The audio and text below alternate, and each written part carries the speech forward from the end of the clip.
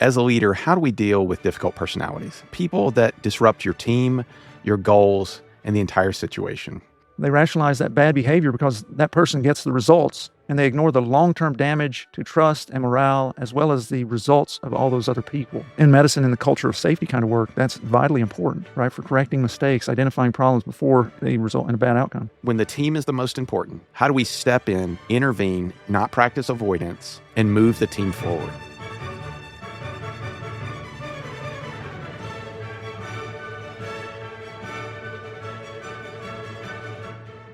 Welcome to Science Leadership, where we explore leadership both practically and scientifically. What makes great leadership, why those things matter, and how we can all do them well.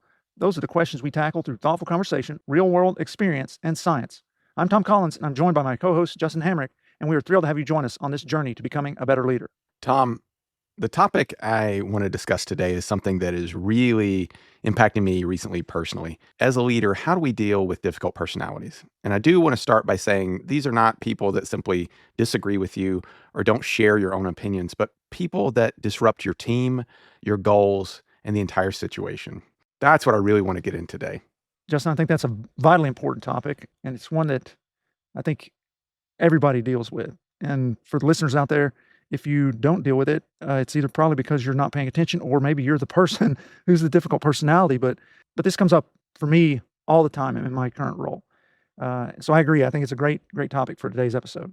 First, let's start how we always start. Let's define what we're talking about. So what do we mean by difficult personalities? I alluded to it a little bit of not simply people that disagree with you or bring up hard questions, but what are we talking about when we talk about difficult personalities as a leader? That's a great place to start because difficult is often a vague label. In my experience, leaders are usually reacting to patterns of behavior as opposed to isolated events.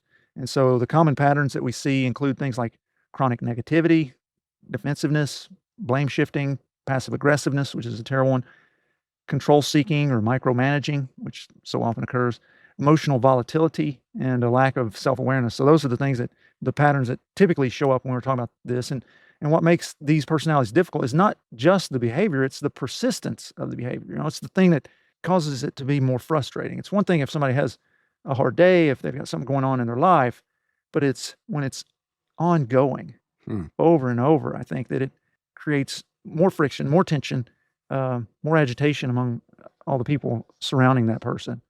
Yeah, I think that's a big point because it's not that it's a person that disagrees with you. I mean, Lincoln is famous for this, right? Like putting people in his cabinet from the opposite side that disagreed with him. Like he knew the power of bringing people together with different ideas, not only from his own leadership of like, where are my blind spots? Where is somebody that's going to see things that I don't? But also like knowing that there's just different opinions on things. But it's the destruction of the team that really is a huge point, and the pattern of behavior. So can you share a story from your own experience where this has really landed home for you that sort of resonates with you? Certainly. I think you and I both know in medicine there are plenty of difficult personalities. And so I can think of a lot of people who would fall into that category, some in my day-to-day now and some from the past. I think it'd be wise for me to pick one from the past. So at a previous institution, I had this opportunity to work with multiple people who were exceptionally bright, technically strong, excellent clinically, but also many who were difficult, these difficult personalities that we're talking about. And one person in particular, I just get agitated thinking about this guy. I wasn't in a position of leadership over him. I was a peer. So I had to interact with him, and I also observed him in meetings and other situations, how he affected people. And he turned every meeting into a drain on people. His first move, if somebody had an idea, brought something forward, even if it wasn't necessarily in his domain, his first move was always to question people's competence and undermine their decisions. Okay, so it was clear that from anybody who's a armchair psychologist, it's clear that there was an underlying issue of security, having a bad self-esteem, whatever it may be. But he had this perpetual condescending tone. His strategy was to beat people into intellectual submission by selectively, I would say, reciting the literature that supported his perspective, but either ignoring or being ignorant of, I guess, of any literature that refuted his perspective. And you could watch this play out over and over, meeting after meeting. People would either people would either shrink away or they just wouldn't bother saying anything. Hmm. And so, meanwhile, the people in leadership positions tolerated it, and frankly, in some cases, endorsed it because he had a big name in the field. He wrote a lot, published a lot of papers, got a lot of attention academically, and so people would excuse it, and by that I mean make excuses for it, or they would downplay it, gaslight it.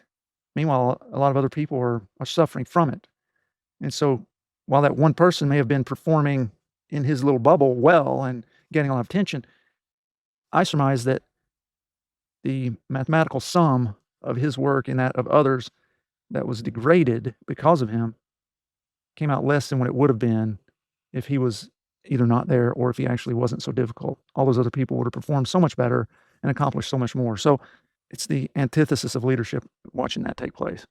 I'm always a team guy. Like that's what I think about, and we've spoken about this in previous episodes. But to give the sports analogy, the impact of that story of that person on the locker room, the culture, Yeah. cannot be underestimated.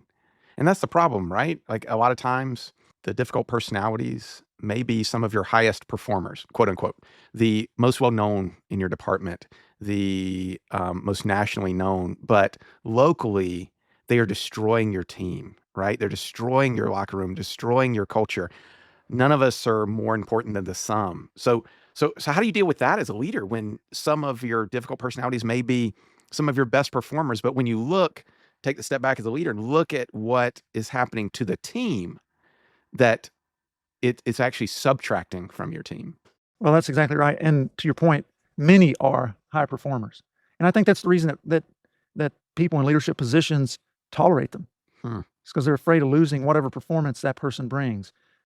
You and I both know of surgeons who may be technically good and have great outcomes, bring in lots of cases, but who throw knives and yell and scream and use curse words and all sorts of things and create a toxic environment. And that actually eventually catches up with you, and then you have worse complications and outcomes as a result of it, right? But for this period of time, they're top performing, and people ignore it. Your question of how do you address that? I think it takes people in leadership positions recognizing the value of culture and the degree of compromise or erosion of a meaningful culture that occurs when you let that sort of thing happen. There's so many examples in sports of top performers coming onto a team setting where they are breaking every record at their position or skill level, but the team never wins. The team never achieves what winning the Super Bowl, winning the World Series. They just can't get there. They've got the quote unquote best player in the league, but I mean, there's shows written about it, right? I mean, Ted Lasso, like greatest player, is there. He's like, the I can't be important than the we, and the whole character arc of that. But there's so many examples, real life, of like people that because they didn't move the team forward, that it was actually a subtraction. So let's get to the meat. As a leader, why does it matter, and how do we go forward when we're presenting with difficult personalities? Because you've talked about the opposite, doing nothing. So why does it matter to us, and how do we go forward? So while you were saying that about Ted Lasso and everything, the thing that was echoing in my head, and this gets to answering this question, why is it important to deal with these difficult personalities, is that I think that those organizations that allow or foster even those difficult personalities who are high performers end up being mediocre. Hmm. They end up being so much less than what they could be. And ultimately here, as in our discussion and, in our podcast in general, our goal with talking about the science and the art of leadership is to try to help people listening and organizations become better and better, to help their people grow and develop and so forth. And so it's this idea of how can you be better? What can you do to improve? And certainly this gets to that, right? Because those unresolved difficult personalities, as I mentioned, they shape culture. I mean, they can have tremendous impact on culture. One unchecked individual, the guy that I was talking about earlier, can silence thoughtful team members, so you lose that input. Studies show it increases burnout. It normalizes unhealthy behavior. Lord knows we're seeing that all over our society at this time. And it drives away strong performers. Good people won't put up with it for a long time. They'll say, "You know what? You can have it. If this is what's important to you and your organization, I'm not gonna be a part of it." And they'll leave. So here's the key point. What leaders tolerate becomes the culture. So as a leader, you have to ask yourself if it's worth allowing that difficult personality to breed a toxic culture. And make no mistake, when you just ignore it, you're actually making a decision. You're actually saying, yes, this person and their toxicity is worth it. And all these other people are not worth it. And that's what they see. The people that you're trying to lead, that's what they see. Is that you're saying this person here is more important than all the rest of us and how we're getting along and how we're able to do or not do our job. And that is a recipe for mass exodus. That's a huge point. I don't want to gloss over that. What you tolerate as a leader becomes your culture. It's not what you say, it's what you do. And by not doing anything, I'm not gonna do anything. That is your culture.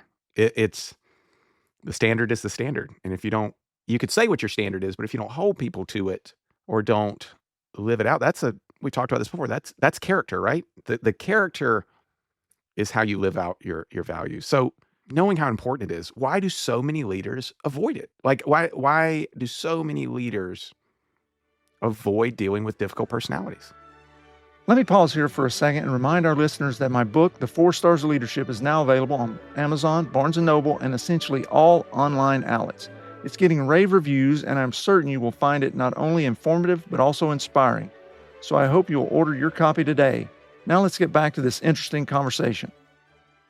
I'm just going to call it like I see it, man. It's fear. They're afraid. They're afraid of so many things. There's conflict aversion. That's a big one. So fear of conflict, fear of losing this high performer, right? It may be fear of being disliked. It may be that the leader has some issue that they want everybody to like them. They live in this Pollyanna world that everybody's got to like me or whatever. I think if you remove or, remediate those difficult personalities, you're much more likely to be highly liked than if you tolerate that stuff. But anyways, avoidance, it sends this message. And it's rarely the one that leaders really intend to send. It's sending to people that they're not as valuable to you as this other person who's causing so much trouble. You talk about predictable mistakes that leaders make in this, that you've seen it over and over again. But what are the big ones? Like, what are the big mistakes out of fear that leaders make? I mean, obviously, there's some patterns that we've seen, right? Yeah. I think as I've thought about it, I can see 3 big mistakes that people will make over and over and over when it comes to dealing with difficult personalities. The first mistake, hoping the problem will resolve itself. I think leaders convince themselves, it'll get better. It almost never does. Terminal optimism. Yes, exactly. For those listening, this is a term I developed, I don't know, a decade ago? A decade ago. More. Yeah. Those people out there who think everything is just going to magically get better. I call them terminal optimists. So anyway, mistake number 2 is labeling the person instead of addressing the behavior. So once somebody, and you've seen this happen, once someone becomes the difficult person, leaders tend to stop being specific and nothing really changes. It's like, well, they're difficult. We can't do anything with them. Just let them be. So that's the second mistake. And the third mistake is, again, just hit on this earlier, protecting that performance of that person at the expense of the team and their performance. So leaders get the calculus all wrong. They rationalize that bad behavior because that person gets the results, and they ignore the long-term damage to trust and morale, as well as the results of all those other people that are negatively impacted. So those are 3 that I see. The third one really seems to hit home with healthcare. You mentioned it earlier, protection of high performers. Well, we can't upset this person because of what they do for the organization. But it really is sort of losing the big picture of like, they just see the positives to it, right? Oh, well, they catch 100, receiving yards a game for us. Yeah, but they're destroying the rest of the team. No, but they do this thing. That seems to be one that really sort of hits home in healthcare. It does, and I think you and I both live that, right? I mean, and I'm curious, as an anesthesiologist who works with some of the people with the largest egos in medicine, can you share a story for us that that you've seen how this has played out in your career? I mean, I think sort of dovetailing on what you see, like it's, well, they're this, so that's just who they are. Like a lot of dismissal of it. That's just who they are. They're just stressed. And we just sort of rationalize poor behavior when we wouldn't tolerate it really in any other. Now, I think the culture is starting to shift away to that a little bit, but it's not completely gone. I think if we want to make the team better, we've got to hold everyone to the standard and we've got to envision that everyone wants to be better, even the high performers, that they want to be better. And to be able to go to them and say, listen, I think this might be an area of your blind spot. I don't think you see what really is happening and the detrimental effects that you may be having on the rest of the team. Because that's a point that I want to emphasize that you brought up earlier. It's like, what are you doing today to tomorrow's high performers? Are you driving Right. them away? Are you stifling them? Like the ones that maybe they're not your highest performer, but they're going to be in the next year or 2 years. And if you have created a culture that impedes them, you're either going to cut them off at the knees and really sort of limit their growth, or you're going to drive them away to another place where they feel supported, they feel heard, they feel understood because of you trying to keep one thing. It's a vicious cycle. But what does the science say? We always like to come back after we've defined it and sort of talked about, like, what does the science say about this and dealing with, difficult personalities? I mean, it's remarkably clear exactly, you know, what the science says. First, and for our listeners, they're well versed by now in the concept of psychological safety. Amy Edmondson's groundbreaking work in that domain, and she and her teams have shown that those teams perform best when members feel safe to speak up.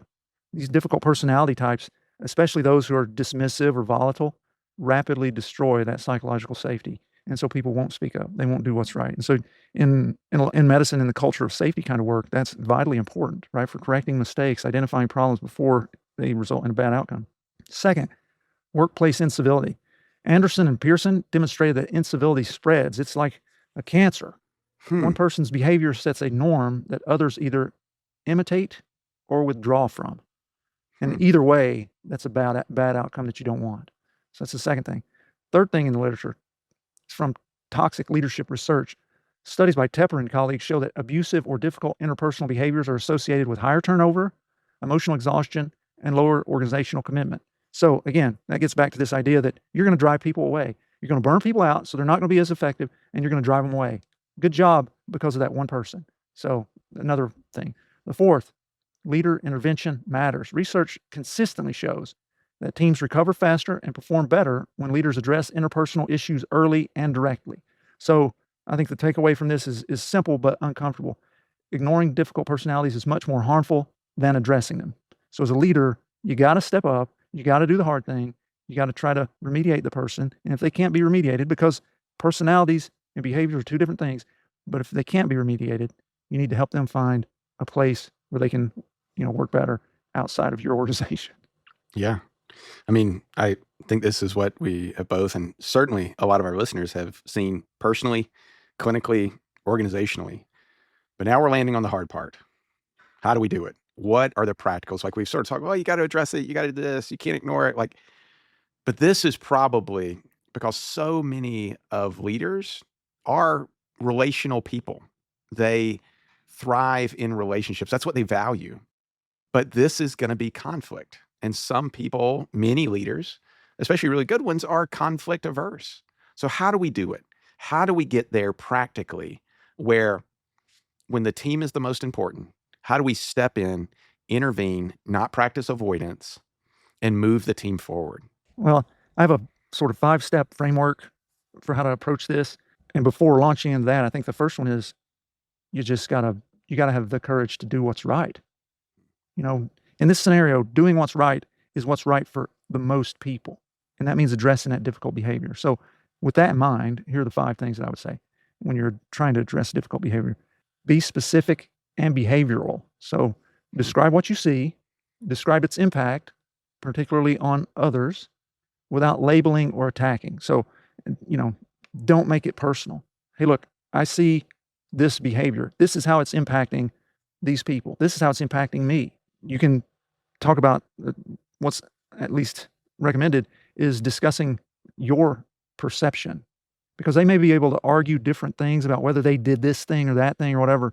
But when you say this, I feel that, they cannot refute how they have made you feel because that's your data, right? So again, be specific and behavioral. Number 2, get curious before being corrective. Ask what's driving the behavior. This is something I tried. It can be hard when you're dealing with difficult personalities. It can be hard, but if you can stop, if you can pause and try to think, what is it that's driving this behavior? Maybe it's fear, maybe it's insecurity, maybe it's past reinforcement. Often, that may play a role. What is it that's driving the behavior? Think about that. Get curious before being corrective. Number 3, set clear expectations and boundaries. Ambiguity helps bad behavior persist. And a lot of times what I've seen is those people who are the most conflict averse, who are avoidant with regard to, I'm not going to intervene, that person, it'll get better, all that sort of mentality. They're also people who are not very good at setting clear boundaries and expectations. That clarity protects your team. You got to do it. The 4th thing, act early. If you're not acting, you're actually making a decision. You're making a choice to let it fester, let it go on. And delayed feedback is diluted feedback. When you're training a dog, let's say to hunt, or if you're trying to teach your kid, when they do something wrong, you have to address it then and there. Because the longer that you wait before you do, they won't even remember what you're talking about. I mean, you probably have had this experience at some point in your life where somebody said, you did X, Y, or Z, and that was wrong. And you're like, I don't remember doing that at all. Right? So same thing with difficult personalities. Act early. Number 5, and I've dealt with this just lately, know when coaching is no longer enough. The reality is, no matter how Pollyanna somebody wants to be, not every issue is fixable. And leadership sometimes, quite often, requires making hard decisions. And sometimes that hard decision is, this person is not a right fit for the culture we're trying to build, and helping them find a place where they could be better suited.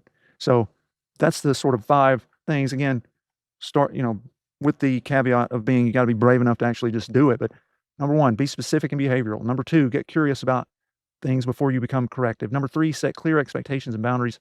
Number 4, act early. And number 5, know when coaching is no longer enough. I'm struck by, what do you do if they won't listen? Meaning a lot of those 5 things are, we are going to approach this together, understanding that what we both want is the team to succeed, the team to advance, and we're going to come this with logical, reasonable thought. Like, those are sort of what you would say are the rules and the boundaries. But what if that's not true? That you're trying to argue the reality of gravity when you're talking about the rules of baseball? Like how do you approach that? How do you deal with that? Yeah, I think that some of this will get into the domain of human resources, because I can just imagine people out there saying, yeah, but we've got these rules, we've got these procedures, we've got these policies and that sort of thing. So some of this will get into the domain of human resources. But again, you're the person in a leadership position. Set the clear expectations and boundaries and hold to them.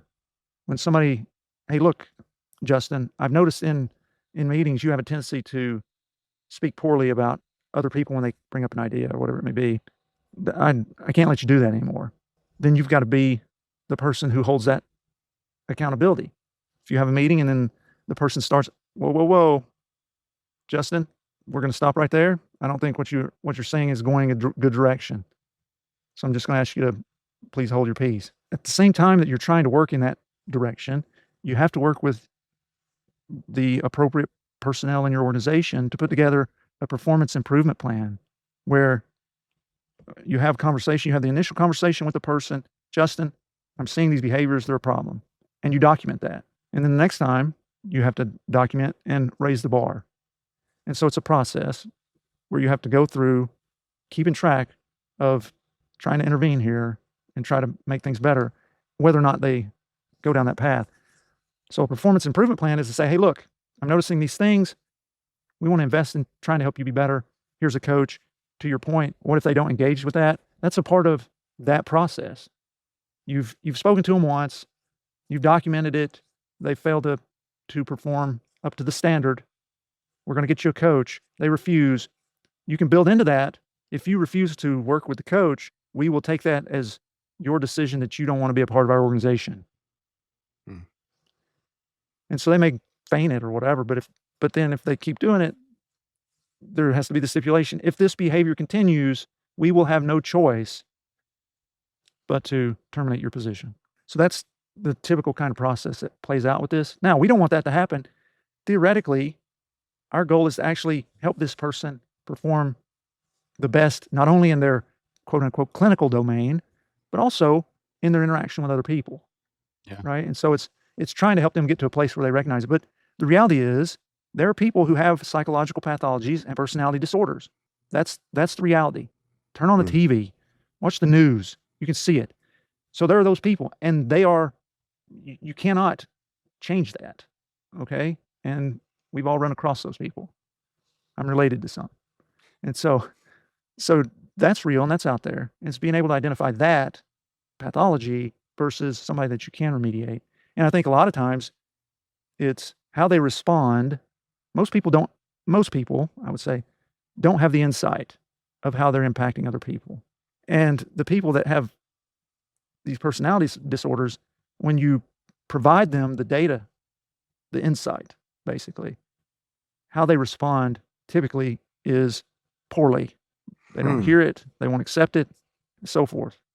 Lash out, those sorts of things, versus saying, wow, I am so embarrassed, ashamed, sorry that that's how I'm coming across.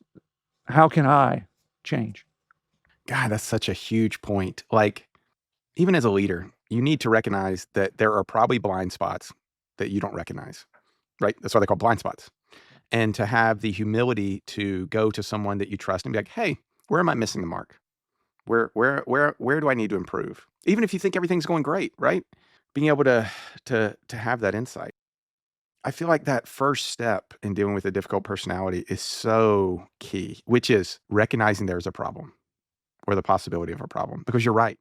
If you bring them data, no matter how much the data is, and they are unwilling to accept even the faint possibility that it's true, there is no progress. There can't be. It's like people that believe the world is flat and you bring them all this data and they're like, nope, not possible.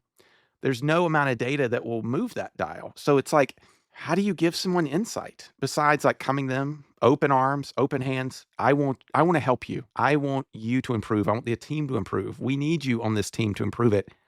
This is where I see you're lacking and can improve. If there's no insight into the possibility of that timeline existing, where do you go? Where do you go? And that's where I think a lot of people run into a brick wall where they're like, how do we do any of the other steps? Addressing it, setting up, like, how do you do any of it if one of the parties is just unwilling to believe that there needs to be any change or any compromise on either side? And that's the place where it takes putting on the adult pants or whatever you want to say, like saying, okay, you've made your decision. We're going to have to part ways. That's when it gets real, because again, there are people you can't change. The bottom line is this is a great point. You can't change anybody. You can't change anybody. You can help people change themselves if they're willing. Those people that aren't willing, those people that in their eyes have no problem, they're perfect, what they're doing is right, is justified, so forth, no matter what destruction they leave in their wake, you cannot change those people, and you're just going to bang your head until it's bludgeoned trying. Only that person can change themselves. And if they're not willing to see it, that's going to go nowhere. It's only going to frustrate you and waste a lot of time and energy. That's it. I think that's the key. Like, I think as leaders, what I'm struck by is listening to understand.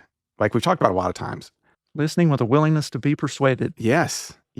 Like you can't control the insight or the behavior, the reaction of others. But what you can do as a leader is try to put your own baggage aside, come into the conversation, like you said, with those points. Why do they think the way that they do? Why do they behave the way that they want to do? Help me to understand that. And if that's possible, then maybe there's a path forward. But to be willing to have the very difficult conversations. I mean, that's fundamentally leadership. That is one of the most difficult things in leadership. A lot of people want to talk about strategy, this, that, and the other. Leadership is about influencing other people to achieve a common goal, and that is relational. And so this is one of the hardest things. So that in mind, Justin, now that we've had this conversation, what's your biggest takeaway? I think the biggest takeaway I have is you can't control how other people will feel or react, but you can control how open and willing to be persuaded you are. You can approach a difficult conversation, and I do mean approach it, not avoid it, but be willing to be disliked, be willing to be humble, be willing to think differently than you normally think for the better of the team. Team first. On the flip side, even in a leadership position, it is the reaction and how it goes is not in your control. That's my takeaway from it. How about you? What's your takeaway from this? The biggest thing is you can't change somebody else. They are the only ones that can change. You can help them. You can try to give them insight or share insight with them, but you can't change those people. Heck, it's hard enough to change ourselves, right? So changing other people, that's just a fool's errand. And being willing to step into the breach, having the courage, the moral courage to do the hard thing, to say, hey, thanks for your service, but we're going in a different direction here. I think those are the things that I think are really important takeaways. Well, Justin, thanks for sharing your perspectives and thoughts, and for another, what I would say is powerful conversation. It's been great. Thank you for joining us on this episode of The Science of Leadership. We hope today's discussion has inspired you and given you valuable insights to help you become a better leader. Remember, leadership is about helping those we lead do great things. It's a journey of continual growth and learning. When we embrace that journey with curiosity, courage, and humility, we can confront challenges, overcome barriers, and foster environments where everyone can succeed. If you enjoyed today's episode, be sure to follow or subscribe, leave a comment, and share it with others who are passionate about leadership. Until next week, keep leading with character, competence, caring, and communication. This is Tom Collins. Let's keep growing.